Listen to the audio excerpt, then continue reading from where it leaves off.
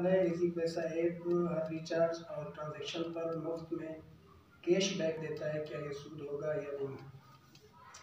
तो सईद भाई, आपसे गुजारिश ये है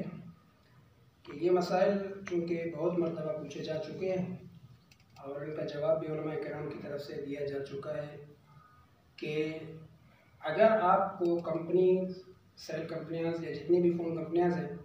वो आपको कोई इजाफ़ी मिनट्स देते हैं या इजाफ़ी चार्ज काटते हैं तो उनकी दो सूरतें हो सकती हैं।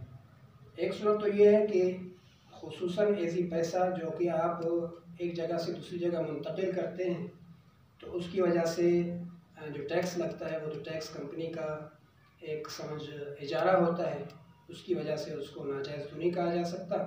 वो जायज़ है।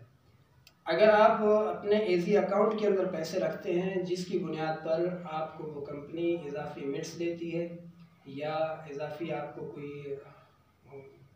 ट्रांजैक्शन पर कोई पैसे कैश दिया जाता है